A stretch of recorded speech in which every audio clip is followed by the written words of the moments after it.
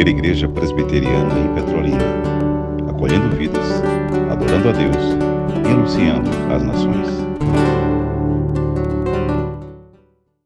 No Evangelho de João, capítulo 17, versículo 17, nos fala assim: santifica-os na verdade.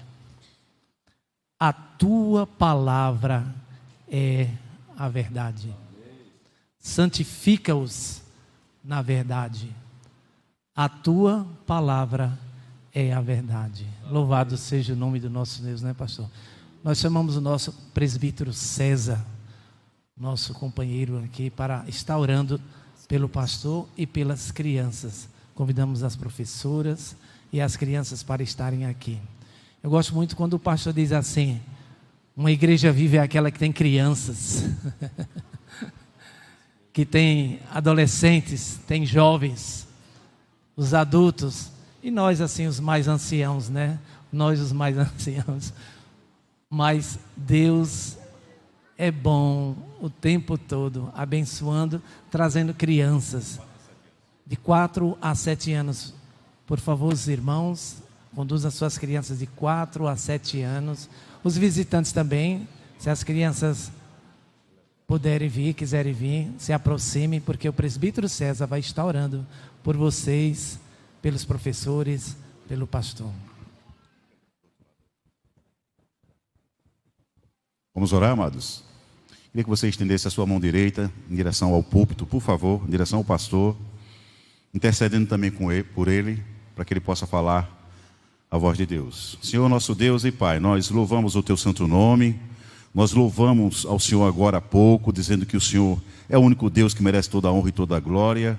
Nós lemos a Tua santa palavra, que já expressa a Tua vontade perfeita, e nós agora te pedimos, nós pedimos a Tua intervenção, a Tua ação no falar do preletor, do pregador dessa noite, o pastor Luiz Ronilson, mas também na vida das professoras que estão aqui à frente, que se prepararam para isso, para falar da Tua palavra, Deus. A Tua palavra que transforma, a Tua palavra que é poderosa para mudar o homem no seu ser. E nós queremos ouvir a Tua voz. Usa o Teu servo, usa as professoras, que possamos estar atento agora, mais que nunca, estar muito atento à explanação da Tua santa palavra. Em nome de Jesus, amém. Amém. Amém. Abramos a Bíblia Sagrada, povo querido, povo de Deus, igreja do Deus vivo, coluna e baluarte da verdade. Gênesis, o primeiro capítulo, novamente. Estamos passando um bom tempo aí nesses 2 primeiros capítulos, pois eles são importantíssimos para a nossa fé. Gênesis, o primeiro capítulo ainda, palavra de Deus, os versículos 26 e 27. O 26, a primeira parte, e em seguida o 27. Assim se encontra a palavra do nosso Deus. Também disse Deus: façamos o homem a nossa imagem, conforme a nossa semelhança. Agora o versículo 27. Criou Deus, pois, o homem à sua imagem, a imagem de Deus o criou. Homem e mulher os criou. Agora vamos para Gênesis, o capítulo 2, o versículo 7. Gênesis 2 foi aquele zoom que Moisés, movido pelo Espírito Santo, ele deu. O zoom, e esse zoom é focado no homem, no ser humano, no Adão, macho e fêmea. Gênesis 2:7. Gênesis 2, versículo 7. Então formou o Senhor Deus ao homem do pó da terra, e lhe soprou nas narinas o fôlego de vida, diz o texto sagrado, e o homem passou a ser alma vivente. No mesmo capítulo, adiantemos agora para o versículo 21. Agora vamos falar da fêmea. Então o Senhor Deus fez cair pesado sono sobre o homem, e este adormeceu. Tomou uma das suas costelas e fechou o lugar com carne. É o que diz o sagrado texto. E a costela que o Senhor Deus tomara ao homem, transformou-a numa mulher e lhe a trouxe. E disse o homem: esta, afinal, é osso dos meus ossos e carne da minha carne. Chamar-se-á varoa, porquanto do varão foi tomada. Por isso, deixa o homem, o macho, pai e mãe, e se une à sua mulher, a fêmea, tornando-se os dois uma só carne. Amém. Meus irmãos e minhas irmãs em Cristo Jesus, já dissemos aqui e vamos repetir. Um bom resumo das verdades que se encontram nesses 2 capítulos, um dos bons resumos, melhor dizendo, é este. Antes de tudo, Deus. Em Gênesis 1 e 2, nesses 2 primeiros capítulos, Moisés, dentre outras verdades, está dizendo, antes de tudo, Deus.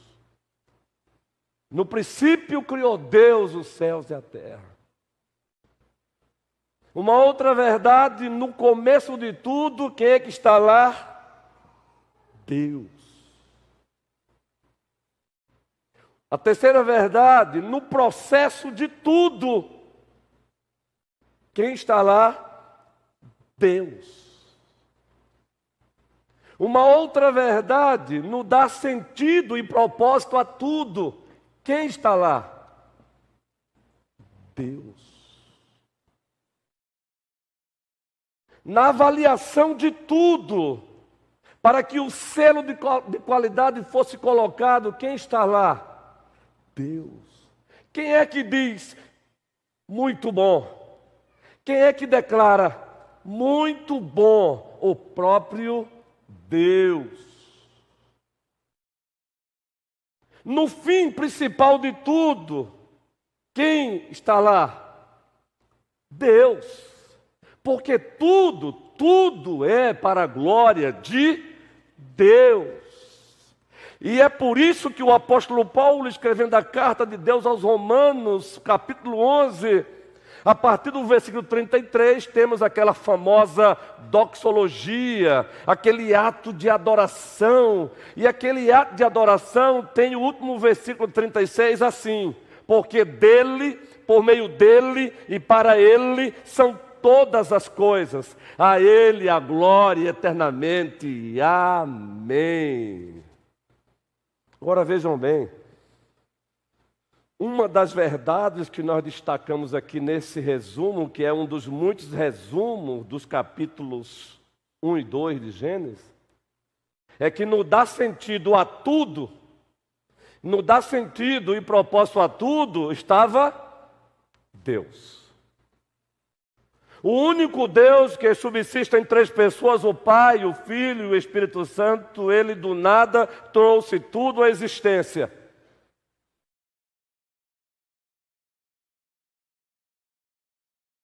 Ele também deu sentido e propósito a tudo que ele trouxe à existência.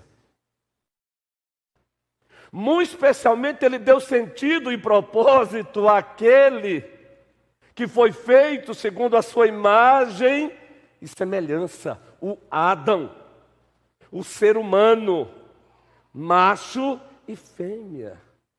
Quem deu sentido e propósito ao ser humano criado à sua imagem e semelhança? Deus.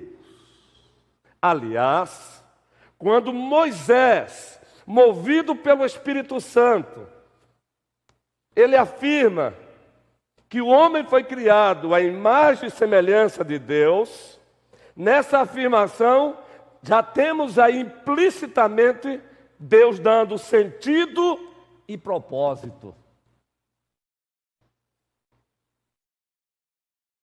E quando o assunto é o sentido e o propósito do ser humano, criado à imagem e semelhança de Deus, precisamos relembrar, para compreendermos esse sentido e esse propósito, que já já vamos esmiuçá-los um pouco mais, vamos relembrá-los, vamos descrevê-los. Precisamos relembrar também algumas verdades que se encontram contidas aí nessa afirmação: façamos o homem a nossa imagem, conforme a nossa semelhança. Duas palavrazinhas importantes no original hebraico. E tantos teólogos bíblicos como Kaiser e tantos outros, pegando carona com Anthony Hawking, eles dizem o seguinte: quando Deus diz, façamos o homem a nossa imagem, conforme a nossa semelhança, as seguintes verdades estão contidas nessa afirmação. Primeiro, já dissemos aqui, existe o elemento constitucional da imagem de Deus no homem chamado pessoalidade. Apenas o ser humano usufrui de pessoalidade. Pessoalidade que tem as suas características: intelecto, emoção e vontade. Intelecto, emoção e vontade. Esses três elementos formam a personalidade. E porque o homem, o ser humano, foi feito à imagem e semelhança de Deus, então ele tem esse elemento nele. Ele é uma criatura, mas é uma criatura que tem pessoalidade, porque ele foi feito à imagem e semelhança de Deus. É por isso que o homem, ele tem as suas capacidades cognitivas. É por isso que o homem usufrui dos atributos comunicáveis de Deus. Dentre eles, os atributos intelectuais: conhecimento, sabedoria, veracidade. É por isso que o homem, ele estuda, ele produz conhecimento. Porque apenas o ser humano desfruta de pessoalidade. Esse é um dos elementos constitucionais da imagem de Deus no homem. Nós estamos pregando aqui para criaturas que têm pessoalidade. Criaturas que têm intelectualidade, que têm emoção e que têm vontade. Os nossos parceiros de teologia bíblica e também sistemática, quando eles estudam esse texto, os melhores comentaristas, eles também afirmam que o outro elemento que é encontrado aí nessa afirmação, façamos o homem a nossa imagem conforme a nossa semelhança, é este: moral humana. Moral humana, ética humana.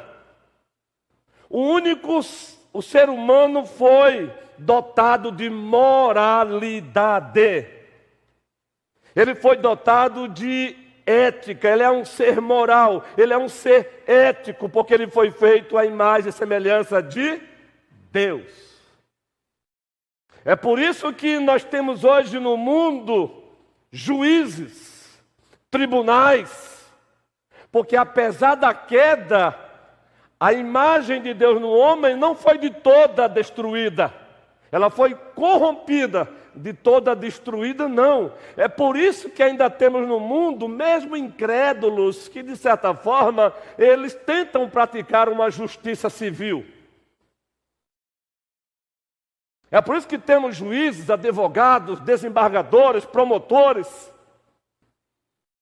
e etc. Deus seja louvado, porque o ser humano, e somente o ser humano, desfruta desse elemento constitucional da imagem de Deus no homem, moralidade. Por que é que todos nós ficamos indignados quando nos deparamos com certos noticiários, como por exemplo, um homem de 40 anos ousou violentar uma criança de 6 anos. Todos nós ficamos indignados. Sabe por que ficamos indignados? Porque Deus nos dotou com esse elemento de moralidade, de ética. Então, quando nós lemos esse texto, relembremos essas verdades. O ser humano é um ser que tem pessoalidade. O ser humano é um ser que tem moralidade e ética. Mas também, quando estudamos essa afirmação, procurando os melhores teólogos bíblicos, os melhores comentários que se encontram traduzidos para o português, nós aprendemos que existem 2 aspectos da imagem de Deus no homem também. E já falamos aqui. O aspecto estrutural. Deus dotou o ser humano de um conjunto de dons e capacidades para ele agir de acordo com a natureza dele. Uma criatura pessoal. Deus dotou o ser humano de um conjunto de dons, de capacidades. É por isso que temos aí hoje no Brasil, no mundo, cientistas, em suas várias ramificações. É por isso que temos os matemáticos, os biólogos, os cardiologistas. É por isso que temos os professores. É por isso que temos o pedreiro, o mestre de obra, o engenheiro em todas as suas ramificações, porque Deus dotou o ser humano de um conjunto de dons e capacidades. Esse é o aspecto estrutural. Nós estamos aqui usufruindo desta nave, deste templo, porque homens dotados para isso fizeram. Claro que foram pagos para isso, porque digno é o trabalhador do seu salário. Nós estamos usufruindo aqui dos benefícios da energia elétrica, porque Deus dotou homens para isso. O outro aspecto é o aspecto funcional. O Senhor Deus decidiu qual seria a função do homem. A função do homem era agir de acordo com a vontade do seu Criador. Esse é o aspecto funcional. Então, relembrando, quando Deus disse, façamos o homem a nossa imagem, conforme a nossa semelhança, nós temos 2 elementos constitucionais da imagem de Deus no homem. Primeiro, pessoalidade. Segundo, moralidade. Quando Deus disse, façamos o homem a nossa imagem conforme a nossa semelhança, nós temos 2 aspectos da imagem de Deus no homem, o aspecto estrutural e o aspecto funcional. Tendo dito isso, vamos ver a verdade de que, em virtude disso, em virtude desses 2 elementos constitucionais da imagem de Deus no homem, em virtude desses 2 aspectos, o aspecto estrutural e funcional, o Senhor Deus concedeu à humanidade o que nós chamamos de mandatos criacionais. Outros chamam de mandatos antropológicos. Antropologia, 2 pontinhos, é a ciência que estuda a origem, natureza, propósito do homem, na perspectiva bíblica. Então, os mandatos antropológicos, os mandatos criacionais, apenas a humanidade recebeu da parte de Deus esses mandatos. E nós temos esses mandatos nesses 2 capítulos de Gênesis 1 e 2, tendo o reforço de Gênesis capítulo 3. Nós, que somos de tradição bíblica e reformada, já ouvimos falar muitas vezes desses mandatos antropológicos, desses mandatos criacionais. A vaca não recebeu esses mandatos. O papagaio não recebeu esses mandatos. Apenas o homem, apenas o ser humano. Quais são, pois, esses mandatos? Apenas relembrando o que já sabemos. Vamos lá então? Vamos buscá-los aqui na Bíblia, relembrá-los nesses 2 capítulos. E a partir desses mandatos entenderemos olharemos para o trabalho, olharemos para a sociedade, olharemos para a política e para a religião na perspectiva de Deus. Se nós compreendermos esses mandatos antropológicos, esses mandatos criacionais que o próprio Deus estabeleceu para o ser humano, aí nós vamos compreender também, consequentemente, vamos olhar para o trabalho na perspectiva de Deus. E será bem melhor. Quando olhamos para o trabalho na perspectiva de Deus, fica bem melhor. Quando olhamos para a sociedade na perspectiva de Gênesis 1 e 2, fica bem melhor.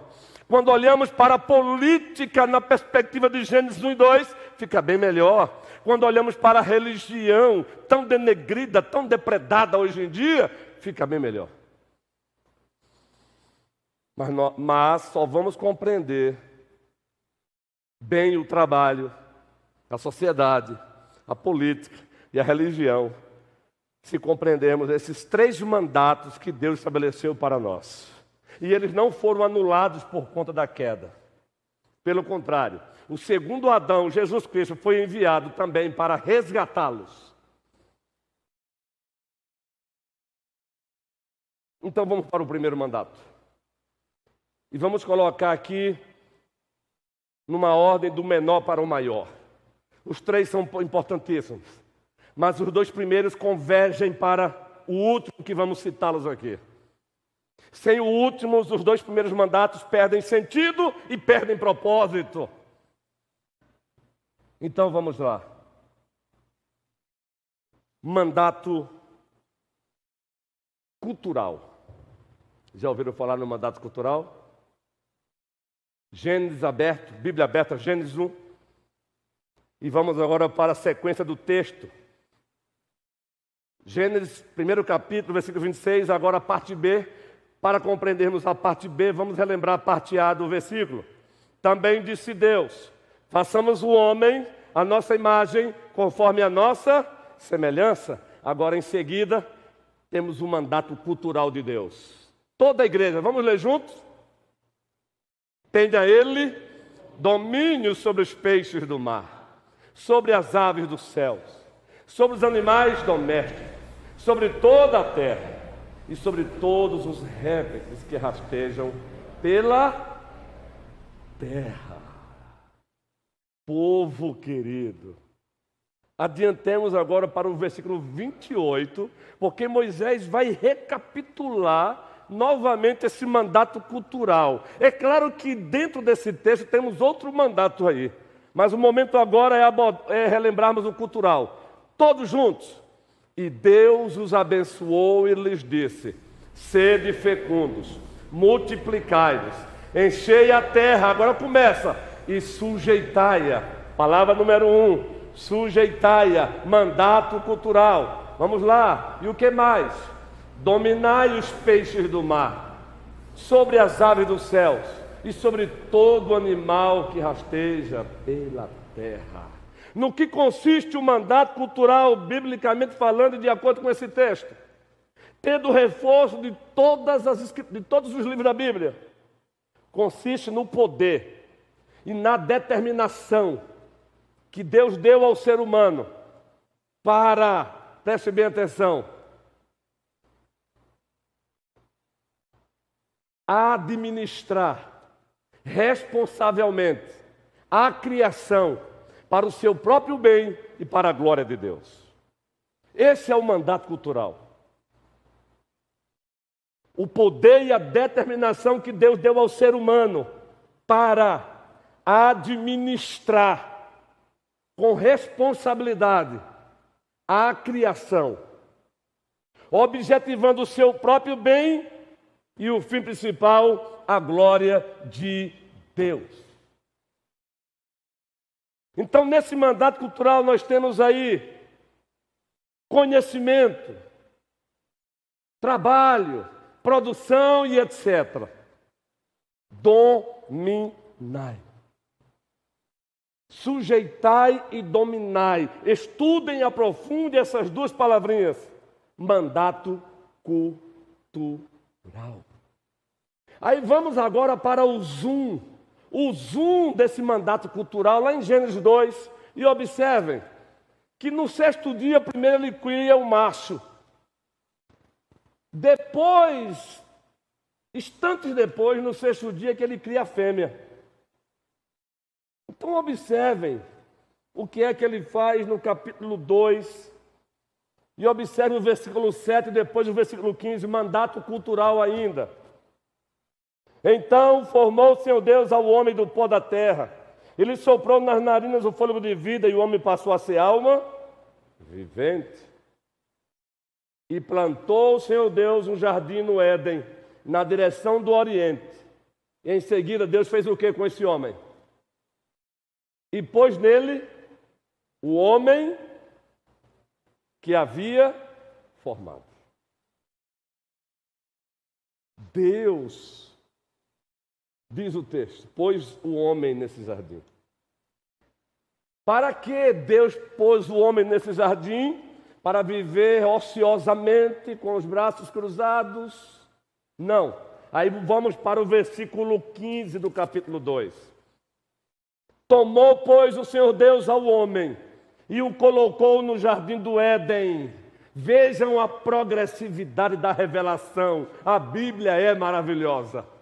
No versículo, capítulo 2, como já foi lido, o versículo 8 diz que Deus plantou um jardim e nele colocou o homem que ele havia formado. Aí no versículo 15, Moisés vai dizer, para que Deus colocou o homem no jardim? O que é que diz o texto então? Todos juntos. Tomou, pois, o Senhor Deus ao homem e o colocou no jardim do Éden para cultivar e guardar. Mandato cultural. Mandato cultural. Cultivar e guardar. Produzir e proteger. Pesquisar e valorizar. Compartilhar. Melhorar. Eis aí o mandato cultural que ele deu a toda a humanidade. E nós vamos perceber em Gênesis capítulo 4, os filhos de Caim, mesmo pós a queda, cumprindo o mandato cultural, mesmo com as suas imperfeições. Moisés até diz o que os filhos dele começaram a fazer. Mandato cultural. Cultivar e guardar. Crianças queridas, preste bem atenção nisso. Grave essas duas palavrinhas. Essas duas palavrinhas descrevem bem o mandato cultural de todo ser humano. É por isso que Deus usa o sábio Salomão em Provérbios, como também em Eclesiastes, para, dentre muitas verdades, reafirmar a seguinte verdade, fazendo uso daquilo que o próprio Deus criou, as formigas. Vai ter com a formiga, preguiçoso. É por isso que Deus odeia a preguiça. Paulo, escrevendo aos Tessalonicenses, ele faz uma afirmação muito dura. Ele se dirige a alguns membros preguiçosos da igreja assim: quem não quer trabalhar, não coma. Que coisa, hein? Quem não quer trabalhar, não coma. Mandato cultural.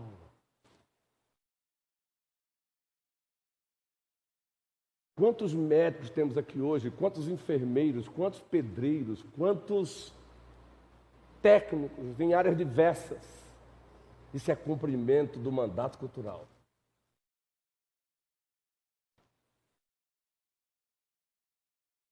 Dois, segundo mandato. Mandato social. Voltemos para Gênesis, o primeiro capítulo, porque ele se encontra aqui também. Gênesis, o primeiro capítulo. Observem o versículo 28. Existe aqui uma bênção. E quando a Bíblia fala de bênção aqui em Gênesis, a bênção não é só o conceder uma dádiva. A bênção também é estabelecer uma função. E o texto diz assim, Gênesis 1, 28, todos juntos. E Deus os abençoou e lhes E Deus os abençoou. Grave essa palavrinha. Deus não está apenas dando uma dádiva, Ele está dando uma função. Por isso, preste bem atenção, quando Deus abençoa um ser humano, Ele não abençoa um ser humano apenas pensando nele, Ele abençoa pensando em outros. Quando Deus dá, Ele não só está dando a você, Ele está querendo que você compartilhe com outros. Observe o texto. E Deus os abençoou e lhes disse, todos, sede fecundos, multiplicai-vos e enchei a terra. Só até aí. Sede fecundos, multiplicai-vos e enchei-vos a terra. Mandato social.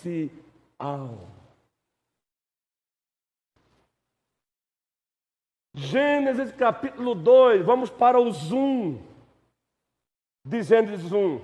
Gênesis capítulo 2 é o zoom. Moisés deu aquele zoom. E agora especificando isso. Capítulo 2. Observem, povo querido. Versículo 18. Aqui está implícito o mandato social. Disse mais o Senhor Deus: não é bom que o homem esteja só. E a ideia aqui não está resumida apenas ao casamento, mas a partir do casamento, Deus estabelece um mandato social. Não é bom que o homem esteja só. O mandato social consiste no poder e na determinação que Deus deu ao ser humano para se relacionar com o seu semelhante, para gerar outros e se relacionar com esses outros. Por isso que primeiramente ele faz um macho e primeiramente ele faz uma fêmea, para que ambos gerassem outros, e esses outros gerassem outros, e esses outros se relacionassem com os outros, e esses outros se relacionassem com os outros. Isso é mandato social.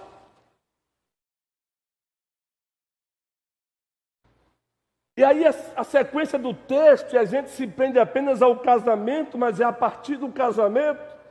O versículo 23, encontramos Adão, o macho, dizendo, olhando agora para a mulher com a qual ele foi presenteado, e disse o homem: esta é afinal osso dos meus ossos e carne da minha carne. Ele olhou para ela e viu alguém semelhante a ele, apenas com uma diferença: ela era fêmea. E carne da minha carne chama-se-á varoa, porquanto do varão foi tomada. Por isso deixa o homem pai e mãe e se une à sua mulher, tornando-se os dois uma só carne. Se no capítulo 4 de Gênesis nós temos ali exemplos do mandato cultural, os próprios filhos de Caim, um se tornando criadores de animais, outros se tornando artífices e outras coisas mais, no capítulo 5 nós temos um exemplo do mandato social. Rapidinho, Gênesis capítulo 5, nós temos aqui uma genealogia, meus irmãos. Este é o livro da genealogia de Adão. E aqueles que dizem que Adão foi um mito, então vai ter que rasgar o capítulo 5 de Gênesis. Aqui é uma genealogia. Este é o livro da genealogia de Adão. No dia em que Deus criou o homem, a semelhança de Deus o fez. Homem e mulher os criou e os abençoou. E lhes chamou pelo nome de Adão. Adão. No dia em que foram criados, viveu Adão 130 anos e gerou um filho à sua imagem, conforme a sua semelhança, e lhe chamou Sete. A gente vai chegar nesse capítulo, numa exposição, e vamos entender por que ele dá um salto na genealogia. Ele não cita Abel e Caim e vai logo para Sete. Calma.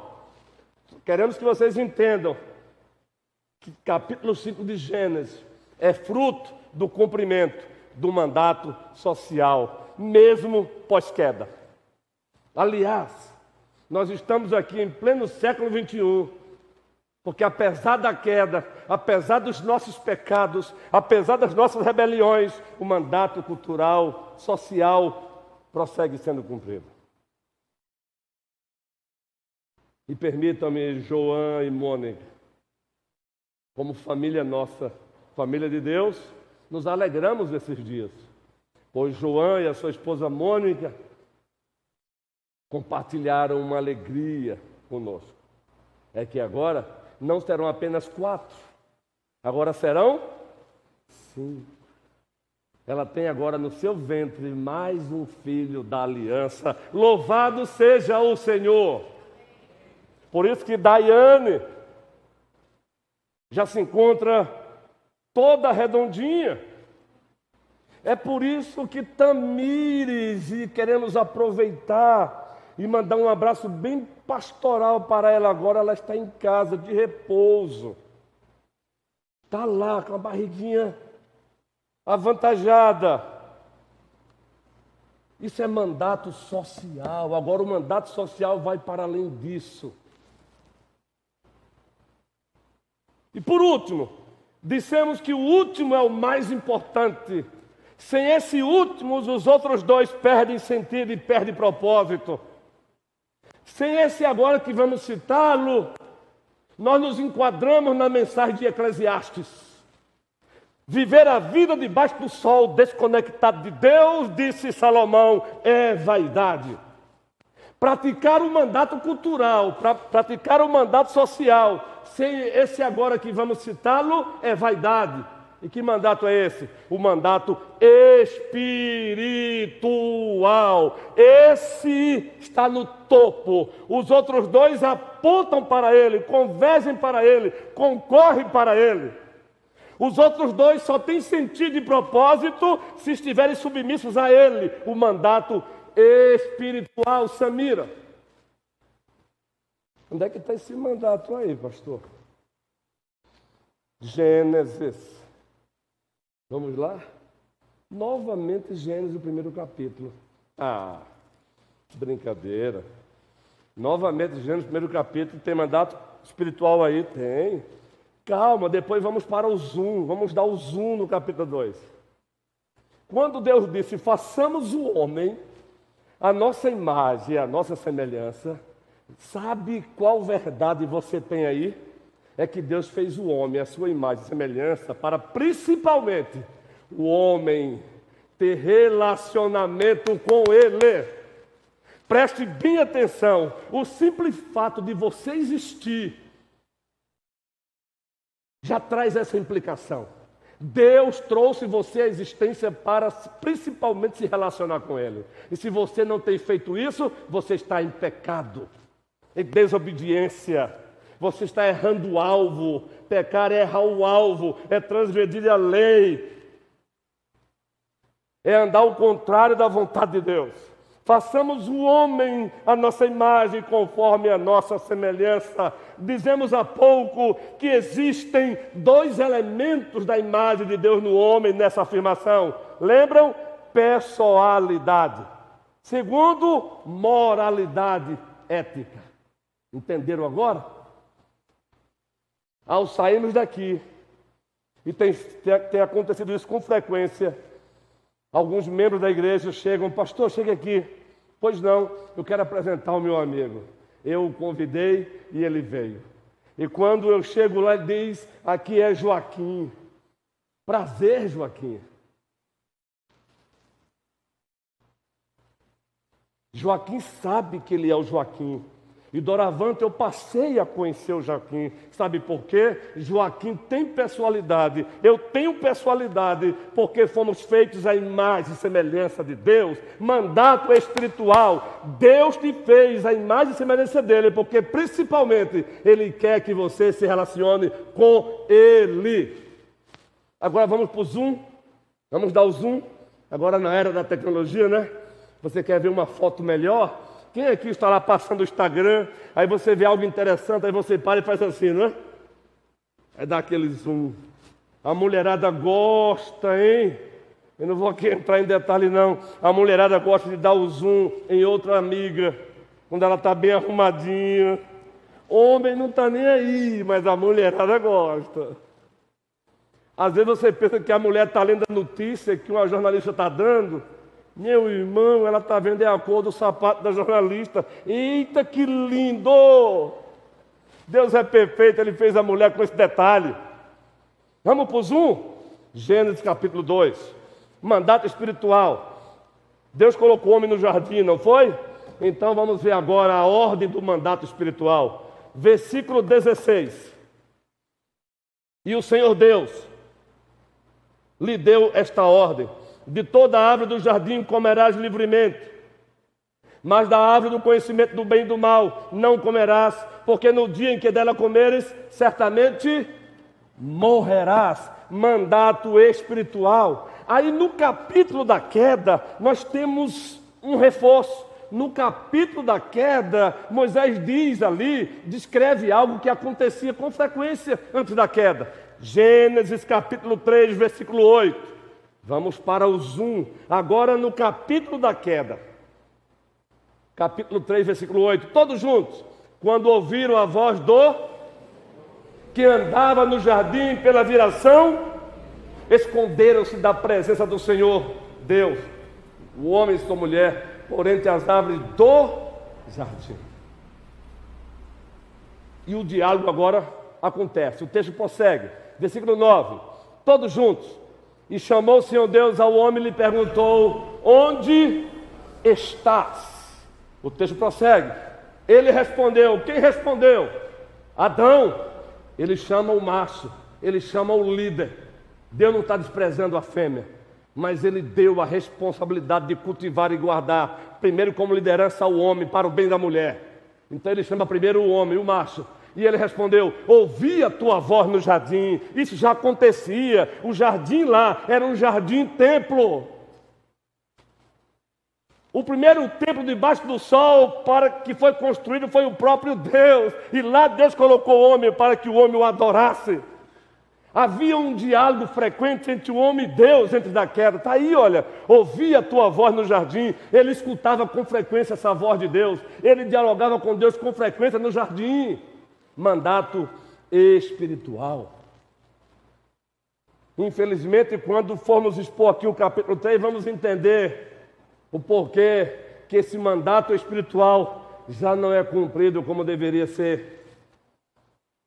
Eis aí os 3 mandatos: cultural, social e espiritual. Esses são os mandatos que nós chamamos de mandatos antropológicos ou criacionais. Tendo dito isso, agora pegue o trabalho a partir desses 3 mandatos que nos é dado em Gênesis 1 e 2, você vai entender. Mandato cultural. Trabalho está dentro do mandato cultural. Deus pegou o homem e colocou no jardim para ele cultivar e trabalhar. O trabalho não é pós-queda. O trabalho foi estabelecido antes da queda. Então vejam bem, o trabalho não pode ser diabolizado, como muitas vezes diabolizamos.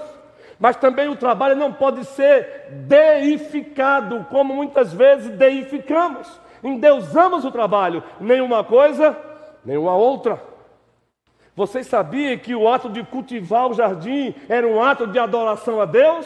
Então, quando você entende que o trabalho está dentro do mandato cultural de Deus, e que trabalhar é um ato de adoração a Deus, aí você vai acordar segunda-feira, não mais com raiva como muitas vezes acorda. Se você encarar o trabalho como um ato de adoração a Deus, apesar dos pecados que trazem consequências para o trabalho hoje, aí você já não vai mais trabalhar mal-humorado, com tanta intensidade. Aí você não vai mais capinar a sua roça xingando, mas você vai capinar como se fosse uma canção oferecida a Deus. Aí mesmo diante das injustiças, você não vai deixar de trabalhar como Deus manda. Lembram de Efésios capítulo 6, contextualizando: servos, prossigam servindo aos vossos senhores como ao Senhor. Ato de adoração. Não diabolize o trabalho, mas também não endeuse o trabalho. Encare o trabalho como Deus estabeleceu. Mandato cultural. Isso aqui é assunto para um ano de EBD. Mas o nosso subtema fala de sociedade. Não encare a sociedade como coisa do diabo. Não diabolize a sociedade. E também não endeuse a sociedade. Foi Deus que disse: Deus os abençoou e disse: sejam fecundos, multiplicai-vos, enchei-vos a terra. Deus não nos fez para vivermos numa ilha. Ele nos fez para vivermos em sociedade.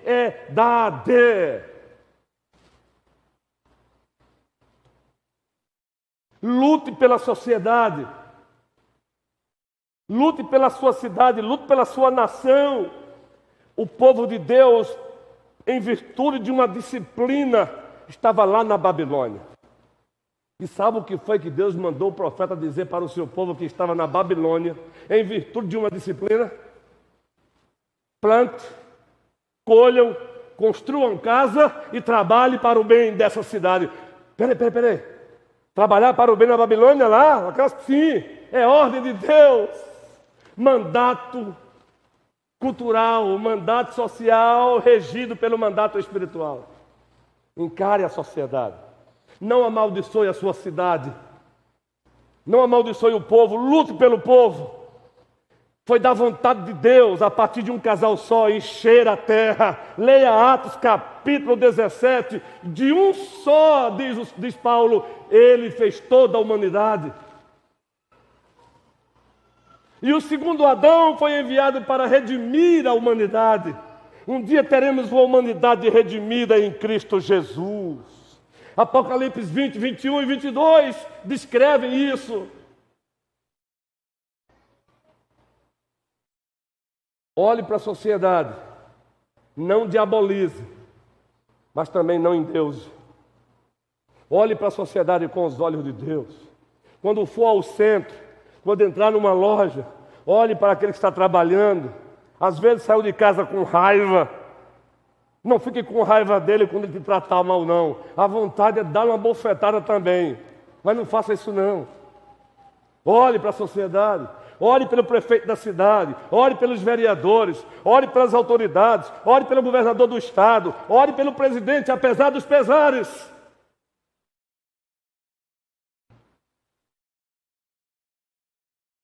O nosso Deus não é contra a sociedade, pelo contrário, em Cristo Jesus, Ele está redimindo uma sociedade.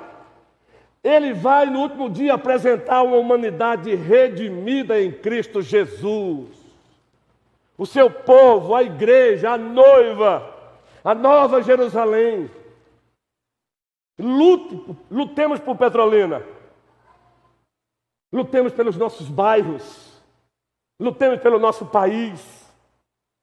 Pare de dizer, eu não queria ter nascido brasileiro. Você nasceu brasileiro porque Deus quis que você nascesse brasileiro. Alegre-se por ser brasileiro e lute pela sua nação. Lute como filho de Deus, como filho da luz. Aí você agora vai encarar a política. Política é mandato cultural. O que tem de crente ou diabolizando a política ou endeusando a política. E quando falamos aqui de política, estamos falando de polis.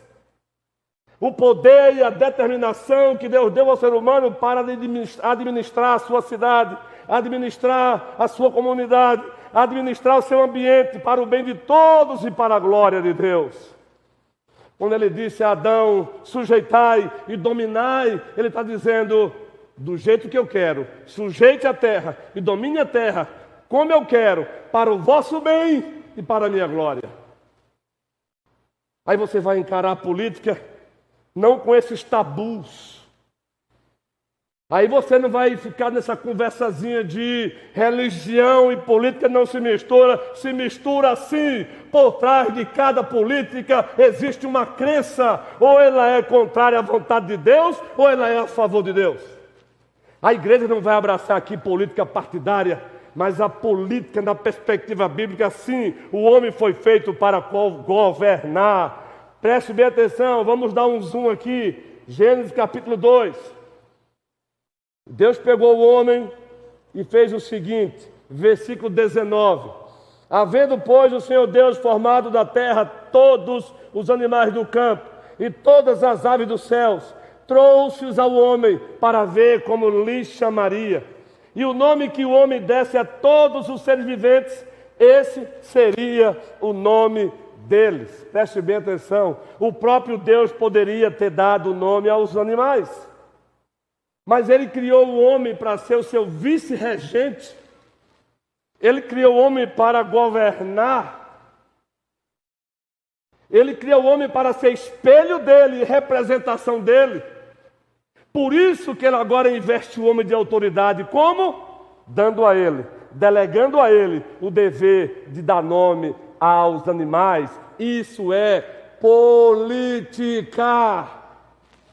O problema é que após a queda, a política, no bom sentido, ela está sendo corrompida, transformada em tudo que não presta, menos política.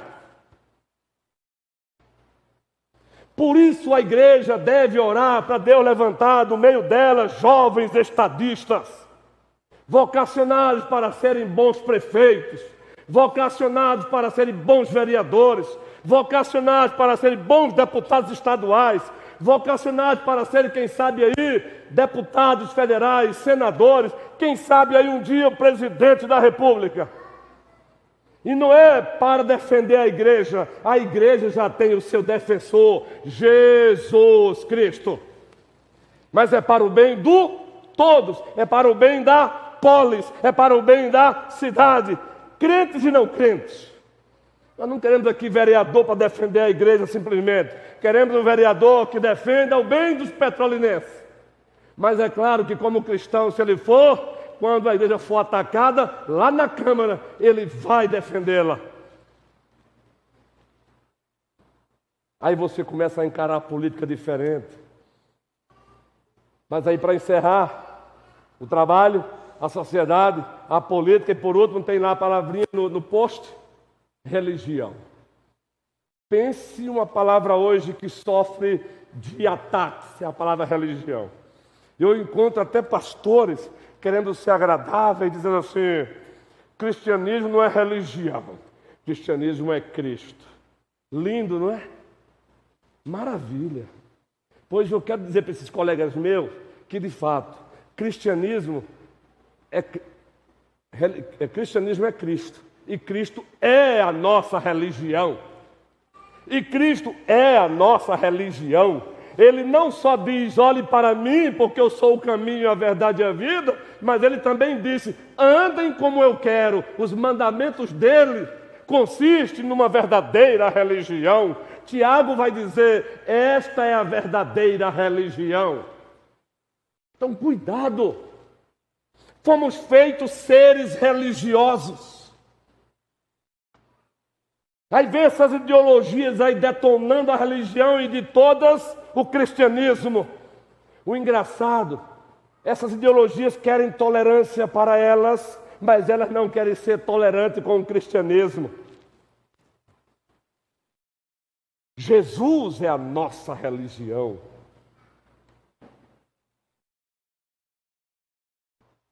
Gênesis 1 e 2. Ao fazer o homem à sua imagem e semelhança, Deus fez o homem um ser adorador. Preste bem atenção. Você que é membro desta igreja e você que nos visita nesta noite, é um prazer tê-lo aqui conosco. Olhe para mim, eu vou olhar para vocês de coração, carinhosamente. O objetivo aqui não é maltratá-los com palavras, com discursos, mas é amá-los com a verdade de Deus. Preste bem atenção. Você é um ser adorador. A questão é a quem você está adorando. A quem você está adorando?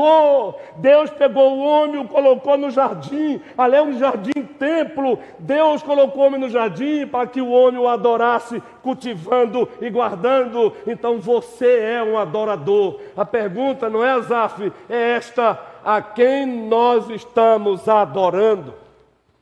Estamos adorando ao único Deus vivo e verdadeiro, segundo as Escrituras, ou estamos adorando a nós mesmos, aos falsos deuses? E um dia vamos comparecer diante daquele que nos fez a sua imagem e semelhança, e naquele dia saberemos a quem de fato nós adoramos. Eis aí o trabalho, a sociedade, a política, a religião na perspectiva de Gênesis 1 e 2. O que precisamos é aproveitar a nossa escola bíblica e aprofundar mais e mais. Deus seja louvado pelo trabalho. Deus seja louvado pela sociedade, pela política.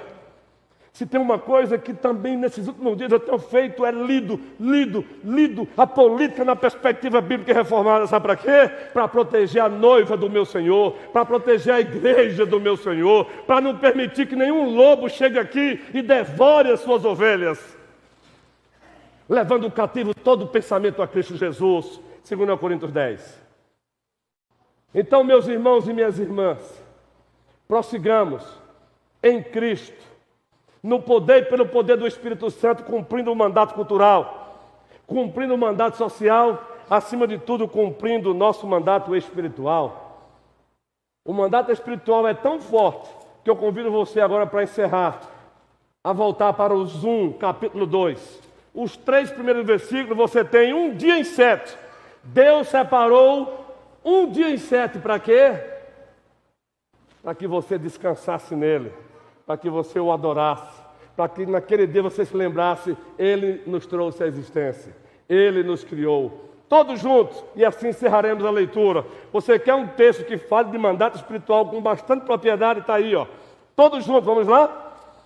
Assim, pois, foram acabados os céus e todo o seu, e havendo Deus terminado no 7º dia a sua obra que fizera, descansou, Shabá, nesse dia de toda a sua obra que tinha. Ei, agora observe, gente, abençoou dádiva e função, e abençoou Deus no dia e o separou, porque nele descansou de toda a obra que como Criador fizera. Aí Moisés, em Êxodo 20, Deuteronômio 5, diz: lembra-te do Shabá do Senhor, lembra-te do dia do Senhor. Na antiga administração da Aliança da Graça, o Shabá se dava no 7º dia. Na nova administração da Aliança da Graça, o nosso Shabá começa no 1º dia. Este dia, o dia do Senhor, pois foi no dia do Senhor que Ele ressuscitou. O mandamento continua vigente. Não fique em casa no domingo, a não ser que você esteja doente, a não ser que você esteja no exercício de misericórdia socorrendo alguém, a não ser que você esteja no exercício de necessidade, foi escalado para trabalhar naquele dia e não tem como dizer não. Fora disso, não fique em casa. Que o Senhor nos abençoe hoje e sempre. Amém.